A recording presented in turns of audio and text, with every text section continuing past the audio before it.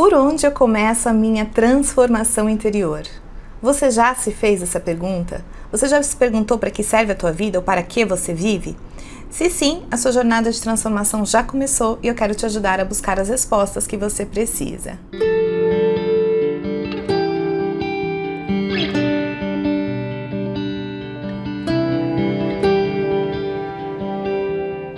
Olá! Sejam todos muito bem-vindos, gratidão imensa pela tua presença aqui. Eu sou a Grace e no vídeo de hoje nós vamos falar sobre a nossa origem. Se é verdade que tudo começa com perguntas que geram inquietude e busca, então encontrar as respostas para essas perguntas vai gerar um posicionamento e uma tranquilidade. Porque existem algumas perguntas que nós precisamos saber responder na ponta da nossa língua, e uma delas é por que a gente vive. E ter um posicionamento claro sobre isso vai definir de que maneira nós vamos nos comportar nesse mundo. Muitas pessoas acreditam que a sua vida não tem valor, ou que ela não serve para nada, ou não encontraram ainda o motivo e a razão pelo qual estão vivos. E por isso, pensam, vira e mexe em desistir da vida. Algumas chegam realmente a desistir da vida cometendo suicídio.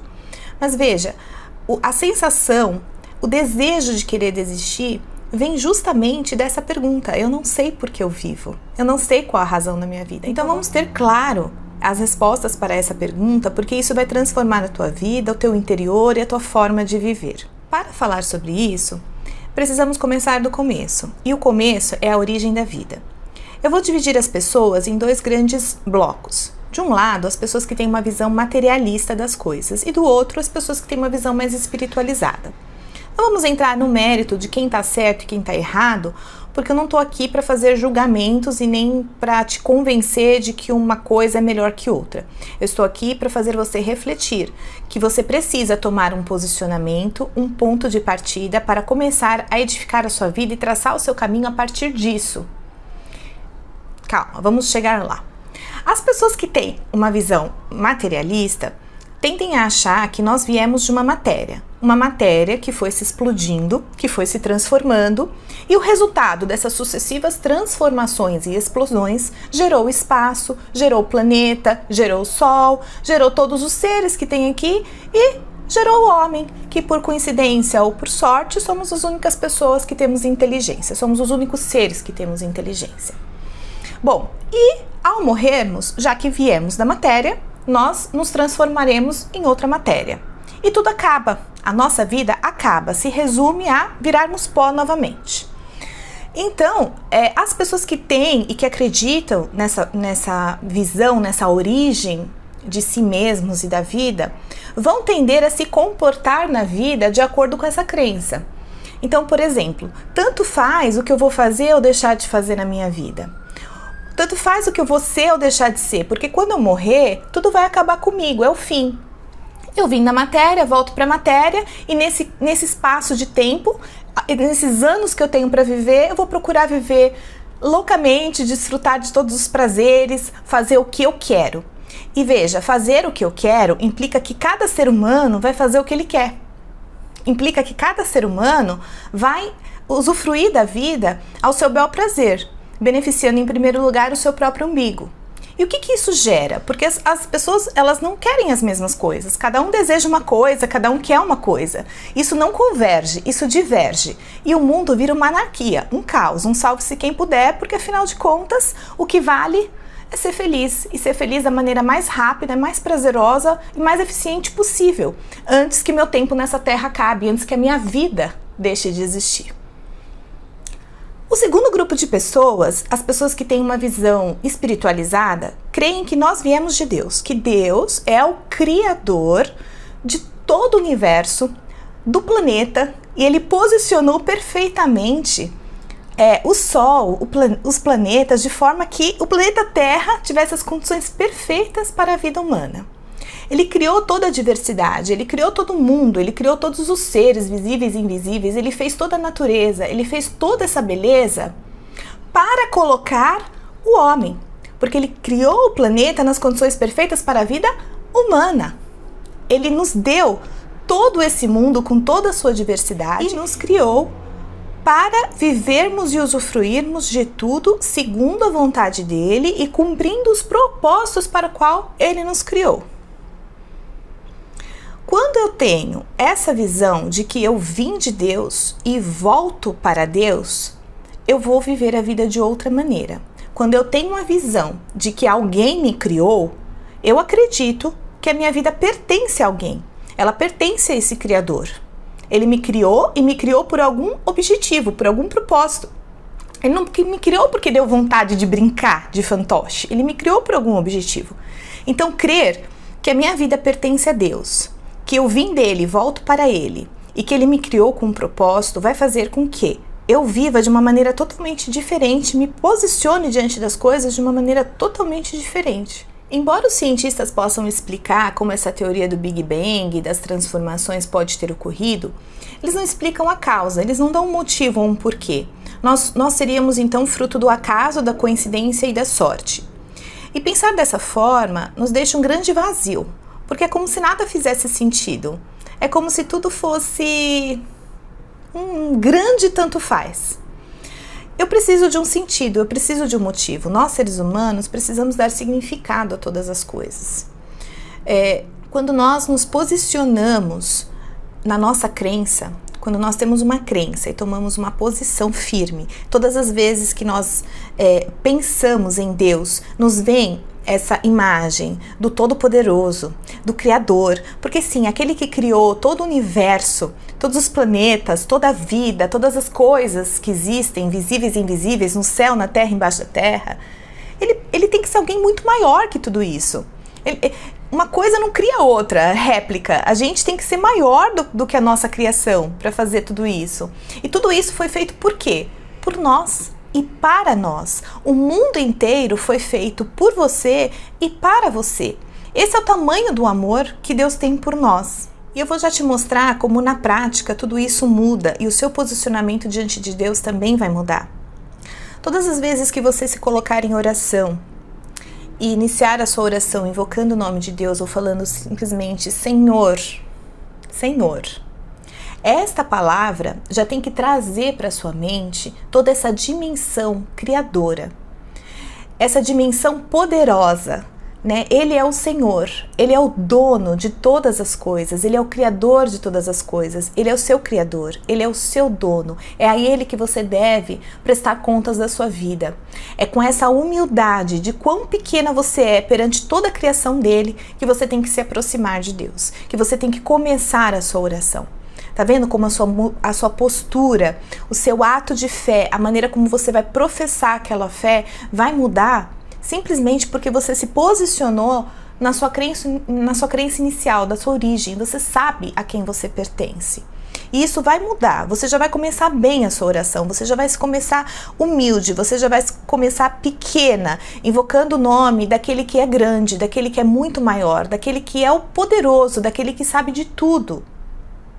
E com certeza, agindo assim, você já vai começar bem atraindo os olhos e os ouvidos de Deus para a sua oração.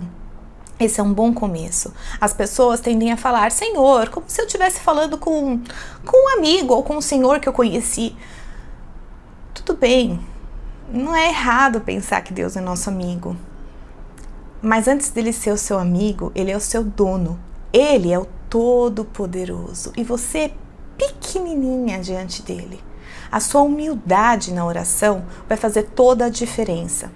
Crer que a sua vida tem um dono muda significativamente a forma como você vai viver e professar a sua fé.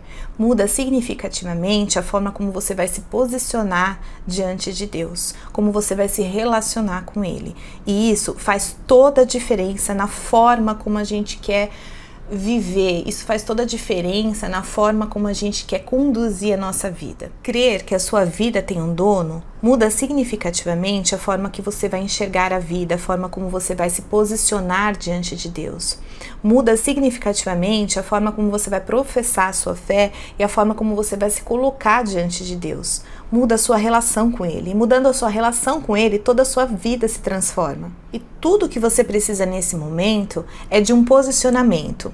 Eu não vou dizer que é errado você crer que veio da matéria e nem que é certo você crer que veio de Deus. Eu estou dizendo que você precisa se posicionar, você precisa ter um ponto de partida para começar a pensar e transformar a sua vida. E o ponto de partida a gente escolhe É uma escolha nossa. Todas as nossas decisões, nós escolhemos em quem nós queremos acreditar, ou em quem nós vamos acreditar, ou no quê. Tudo é decisão da nossa própria vontade. E eu só quero deixar uma coisa clara, independente de qual seja a nossa escolha, se você está procurando fazer uma escolha segura, que não tenha margem para dúvida, você não vai achar nunca, porque independente da escolha que você fizer, tanto de um lado como de outro, a sua visão de vida, não importa qual vai ser, ela cabe e ela tem espaço para dúvidas. Seja de um lado ou seja do outro, a dúvida sempre vai ter espaço. E é bom, porque a gente não pode encarar a dúvida como um fator que nos afasta. Eu tenho tantas dúvidas, então eu acho que isso não é certo porque eu tenho dúvidas. Pelo contrário, as dúvidas têm que ser o motivo que nos aproximam, que nos fazem buscar pela resposta. Obviamente que nós não queremos uma fé cega.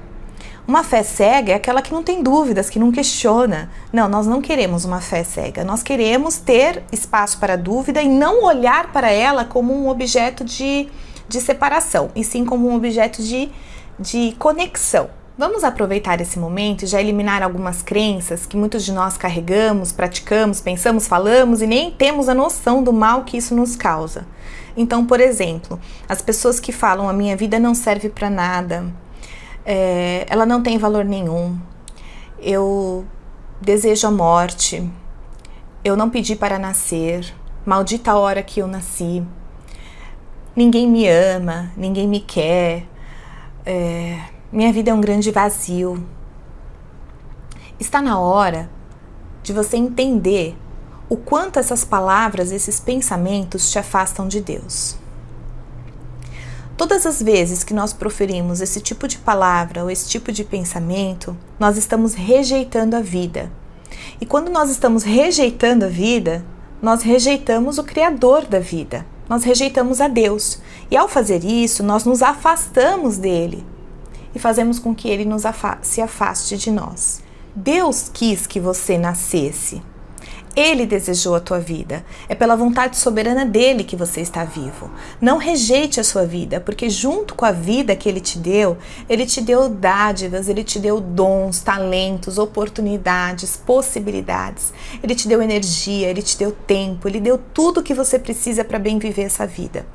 E ao rejeitar a vida, você rejeita tudo que vem junto com a vida.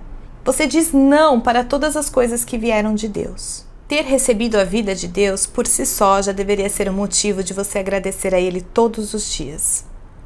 Muitas pessoas acham que a sua vida foi um acidente, que as circunstâncias nas quais ele nasceu, ele não foi desejado, ele não foi quisto. Talvez você tenha nascido de uma relação de violência, de uma relação ilegítima.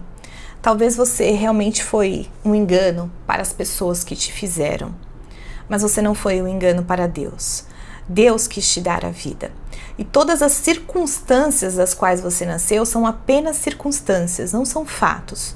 E a gente não edifica a nossa vida em cima das circunstâncias. O fato é, você recebeu o presente da vida. E você precisa valorizar, para valorizar a pessoa que te deu a vida. Onde você nasceu ou como você nasceu são coisas circunstanciais e com certeza não são por acaso, porque Deus não faz nada por acaso, por sorte ou por coincidência. Tudo isso vai contribuir de alguma forma para o seu aprendizado, para o seu propósito, para o propósito que Ele te deu, para a sua caminhada, para você ser quem precisa ser e chegar onde precisa chegar.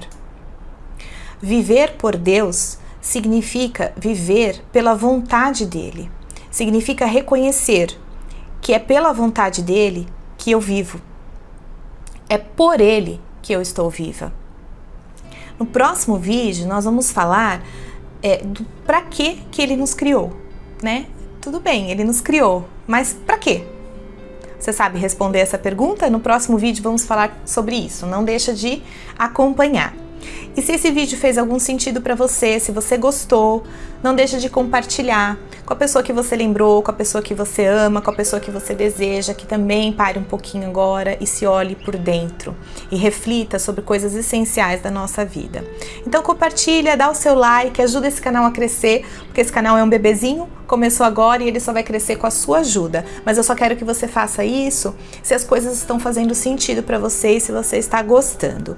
E se você ainda não se inscreveu, se inscreva e faça parte da nossa comunidade. Muita luz no seu caminho, muita paz no seu coração e até a próxima!